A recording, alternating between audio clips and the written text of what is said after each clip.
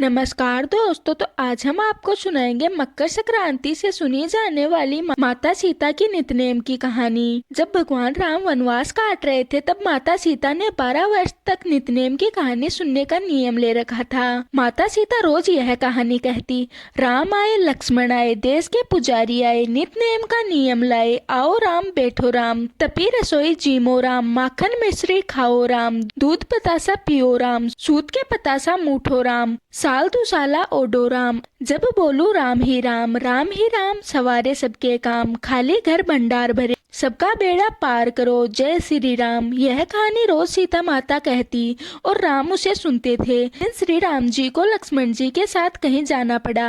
तब सीता माता बोली, भगवान मेरा तो 12 वर्ष तक नितनेम की कहानी सुनने का नियम है, अगर आप चले जाओगे तो मैं अपनी कहानी किसे सुनाऊंगी। भगवान ने कहा, तुम कुएं की पाल के पास बैठ जाओ और वहाँ पर जैसे ही महिलाएं पानी भरने आए उन्हीं में से किसी को भी कहानी सुना देना। इसके बाद सीता माता कुएं की पाल के पास बैठ गई। तभी वहाँ एक महिला आई। वह औरत अमीर थी, उसने रेशम की साड़ी पहन रखी थी और सोने का घड़ा ले रखा था। तब सीता माँ ने कहा, बहन तुम मेरी कहानी सुन लो। वह औरत बोली कि अगर मैं तुम्हारी कहानी सुनने बैठ जाऊंगी तो मेरी सास मुझे डांटेगी। यह कहकर वह बिना कहानी सुने ही कुएं से पानी भरकर घर जाने लगी। घर जाते जाते उसकी रेशम की साड़ी फटी पुरानी साड़ी में बदल गई और सोने का घड़ा मिट्टी में बदल गया। जब वह औरत अपने घर पहुंची तो सास ने कहा कि ये तुम्हें क्या हुआ, ये तुम्हें कैसा दोष लग गया है। तब बहू ने कहा, पता नहीं माँ जी, मैं तो कुएं से पानी भरकर लेकर आ रही हूँ, लेकिन वहीं पर एक औरत थी जो नितनेम की कहानी सुन रही थी, लेकिन मैंने उसकी कहानी नहीं सुनी। इसके बाद सास वही बहू वाली फटी साड़ी पहनकर मिट्टी का घड़ा लेकर कुएं के पास पहुंची और उसे कुएं के पास सीता माता मिली। सीता माता ने कहा, बहन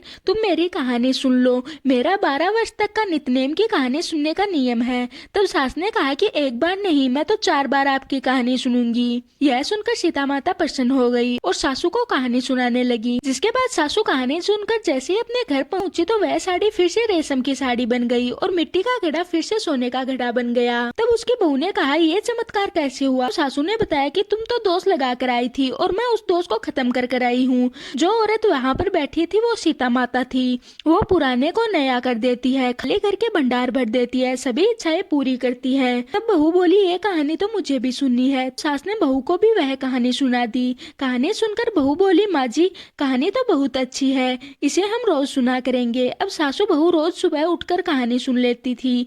एक दिन उनकी पड़ोसन आई और वो बोली, बहन थोड़ी सी आँच दे दो। तब सास बोली कि आँच तो अभी तक हमने जलाई नहीं है। तब पड़ोसन बोली कि तुम तो सुबह 5 बजे से जगी हुई हो, इतनी देर क्या कर रही थी। तब सास बोली, हम तो सीता माता की नितनेम की कहानी सुन रहे थे। के बाद पड़ोसन भी सीता माता की कहानी सुनने लगी, जिसके कारण पड़ोसन के घर में भी धन भंडार भर गए। सीता माता जैसा आपने पड़ोसन सास को दिया वैसा सबको देना। तो ये थी मकर संक्रांति से सुनी जाने वाली माता सीता की नितनेम की कहानी। मैं आशा करती हूँ कि आज की हमारी वीडियो आपको पसंद आई होगी। अब हम मिलते हैं किसी और वीडियो के साथ।